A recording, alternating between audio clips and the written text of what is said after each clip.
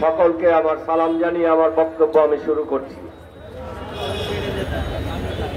আমি প্রথমে ভারত সরকারকে ধন্যবাদ জানিয়ে আমার বক্তব্য শুরু করছি। তার কারণ হচ্ছে যে ভারত সরকার তাদের গত কিছুদিনের আচরণে গণ অধিকার পরিষদের একটা দীর্ঘস্থায়ী যুদ্ধতে অনেক সহযোগিতা করেছেন। সেটা কিরকম? আমরা 7ই জানুয়ারির নির্বাচনের পরে গণ অধিকার পরিষদ থেকে সর্বপ্রথম সিদ্ধান্ত নিয়েছিলাম যে আমরা শেখ হাসিনার যে প্রভু এই ভারত সরকার বা মোদী সরকার, এদেরকে ঘায়েল না করতে পারলে হাসিনা মুক্ত হতে পারবো না। এবং সেই জন্য আমাদের 21শে জানুয়ারি, এই বর্তমান বছরের এই 21শে জানুয়ারিতে ছাতকে একটা প্রোগ্রাম ছিল, সেখান থেকে আমরা ভারতের পণ্য বর্জন আন্দোলন দিয়ে এই কাজ শুরু করি। পরবর্তীতে যেটা রূপ নেয় আজকের এই ভারত বর্জন আন্দোলন। এখন আর শুধু পণ্য নয়, পুরো ভারতকে বর্জন করতে হবে আমাদেরকে। তার কারণ তারা আমাদের সামনে একটা আগ্রাসী জাতি হিসেবে আবির্ভূত হয়েছে।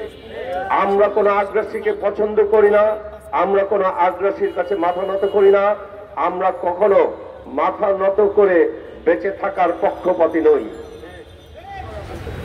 আমি আরেকটা কথা এখন আসতে চাই। আপনারা আমার পূর্ববর্তী বক্তাদের কাছে যথেষ্ট বিবরণ শুনেছেন যে ভারতকে কেন আমাদের ঘৃণা করা উচিত।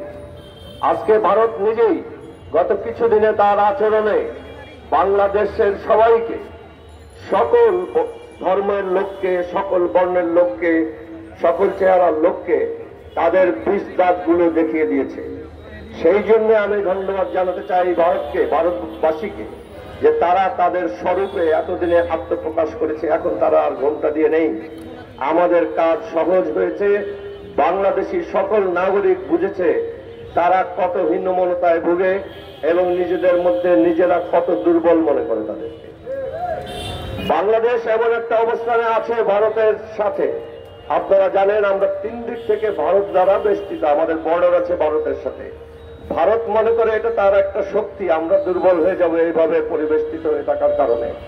আমি মনে করি এটা আমাদের একটা শক্তি। কেন? আমরা ভারতের তল পেটে একটা বিষ পোড়ার মতো।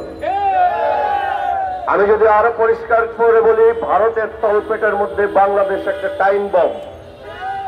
বাঙালিরা যদি চায় বিস্ফোরিত হতে, তাহলে বাংলাদেশ বিস্ফোরিত হবে, ভারতের চারিদিকে তছনছ হয়ে যাবে।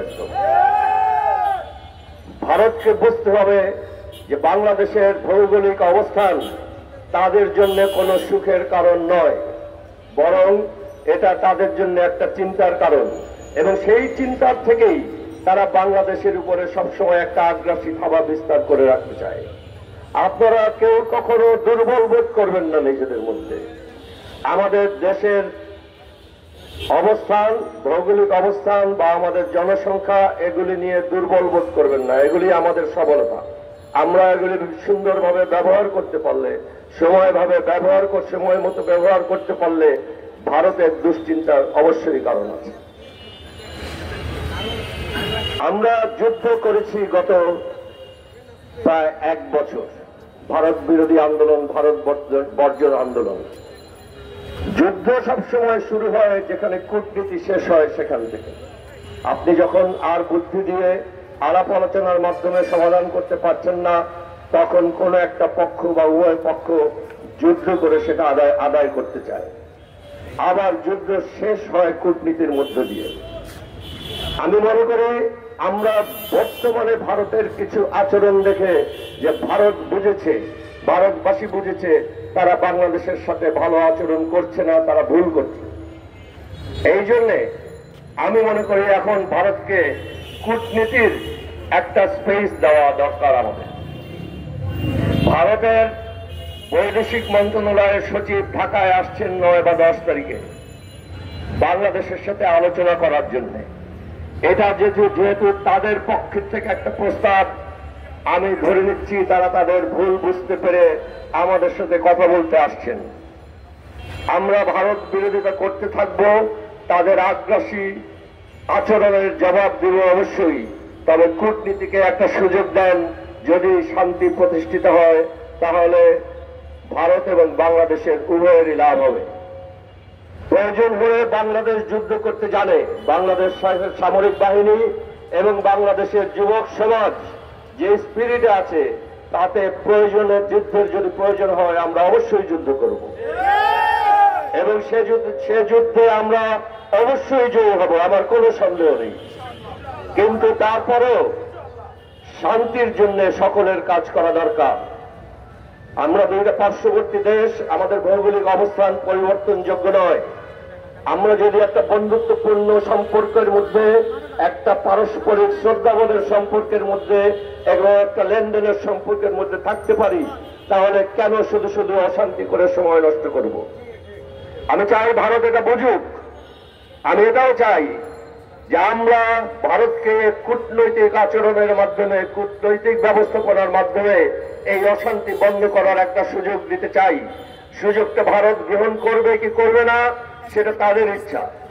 যদি তারা সুযোগ গ্রহণ করে তাহলে শান্তির সুবাতাস যদি এখানে বয়, সেটার সুফল তারাও পাবে, আমরাও পাব। তারা যদি আমাদের এই অফার, কূটনীতির অফার গ্রহণ না করে, তাহলে সেটার যে দুঃখজনক ফলাফল হবে সেটার জন্য যেন ভারত প্রস্তুত থাকে। আমরা প্রস্তুত আছি। ইদানিং ভারতের একটা দুশ্চিন্তা, একই টিভি চ্যানেল আপনারা দেখেন খেয়াল করে, সকালবেলা প্রচার করছে আমরা পেঁয়াজ না পাঠালে তোরা খাবি কি, আর সন্ধ্যার সময় সেই টিভি চ্যানেলে প্রচার করছে ওরা পাকিস্তান থেকে কেন পেঁয়াজ আনছে। আমার পকেটের টাকা আমি কোথায় খরচ করব, কার কাছ থেকে পেঁয়াজ আনবো, কার কাছ থেকে আদা আনবো, এটাকে আমি তোকে জিজ্ঞেস করবো? ভারত কি মনে করে তাকে জিজ্ঞেস করে আমার পেঁয়াজ কিনতে হবে? আমাদের সামরিক বাহিনীর জন্য, সশস্ত্র বাহিনীর জন্য বিভিন্ন দেশ থেকে আমরা অস্ত্র কিনব, আমাদের প্রস্তুতির জন্য, আমাদের প্রশিক্ষণের জন্য, আমাদের প্রতিরক্ষার জন্য। ভারত কেন ডিক্টেট করবে এটা পাকিস্তান থেকে কেনা যাবে না, ওটা টার্কির থেকে কেনা যাবে না, ওটা চায়নার থেকে কেনা যাবে না। আমার যেখান থেকে খুশি সেখান থেকে কিনবো। টাকা আমার টাকা কোথায় খরচ করব, কিভাবে খরচ করব, কি কিনবো, সে সিদ্ধান্ত আমার। ভারত এখানে কিছু বলতে আসবে না। ভারত এটা কেন বলে আপনারা একটু বোঝার চেষ্টা করুন।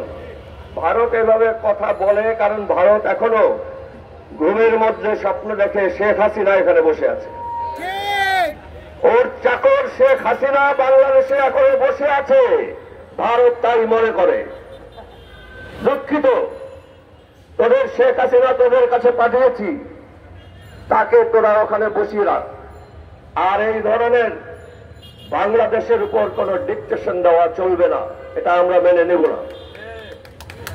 আজকে একটা টিভি চ্যানেলে ভারতে এক উপস্থাপিকা একজন আলোচককে, বাংলাদেশি আলোচককে জিজ্ঞেস করছেন, আপনারা গণতন্ত্রের সম্মেলন করলেন প্রধান উপদেষ্টার সাথে, সেখানে আওয়ামী লীগকে কেন ডাকা হলো না, এটা কেমন গণতন্ত্র হলো? ওই আলোচক তখনই একটা তাৎক্ষণিক উত্তর দিতে পারেননি। উত্তরটা আমি এখান থেকে দিয়ে দিচ্ছি। আমরা আগামীতে প্রধান উপদেষ্টাকে হাতে পায়ে ধরে হলেও আবার একটা সম্মেলন ডাকবো সর্বদলীয়। শেখ হাসিনার কার্ডটা প্রধান উপদেষ্টার বিশেষ দূত গিয়ে তার হাজবেন্ড মোদির কাছে দিয়ে আসবে। পাঠান হাসিনাকে এখানে গণতন্ত্র করে প্রতিষ্ঠা করতে। দেখি তখন আপনার উপস্থিতির উপস্থাপকে আর কি প্রশ্ন করেন, কাকে করেন, গণতন্ত্র চোখের নিচে খুঁজতে যান কিনা। আপনারা এখন দিশেহারা হয়ে গেছেন, আমরা সেটা জানি, আমরা বুঝি। আমার আবেদন সকল বাংলাদেশিদের কাছে, শত্রু যখন পরাজিত হয় যুদ্ধের নিয়মে তার সাথে মানবিক আচরণ করতে হয়। আসলে আমরা ভারতের সাথে কিছুদিন একটু মানবিক আচরণ করে দেখি তারা বুঝে নাকি। যদি না বোঝে তাহলে আবার শুরু করা যাবে ইনশাআল্লাহ। আগামীকাল সর্বদলীয় ঐক্যের একটা প্রচেষ্টা হিসাবে রিটায়ার্ড সশস্ত্র বাহিনীর সদস্যরা একটা অনুষ্ঠানের আয়োজন করেছে। সেখানে একটা ভূমিকা দেওয়ার বক্তৃতা হবে। কেন এই আয়োজন, কিসের জন্য এই আয়োজন, ছোট্ট একজন দুজনে কথা বলবেন। তারপরে আমরা একটা মিছিল করব মহাখালীর মোড় থেকে বিজয় সরণি পর্যন্ত। ওই মোড় থেকে আবার মহাখালীর মোড়ে রাওয়া কমপ্লেক্সে ফেরত আসবো। আপনারা সবাই আমন্ত্রিত। আপনাদের সেনাবাহিনীর কোনো সদস্য হতে হবে না, আপনাদের কোনো দলের নেতা হতে হবে না, সকল বাংলাদেশি আমাদের এই প্রচেষ্টায় সামিল হবেন।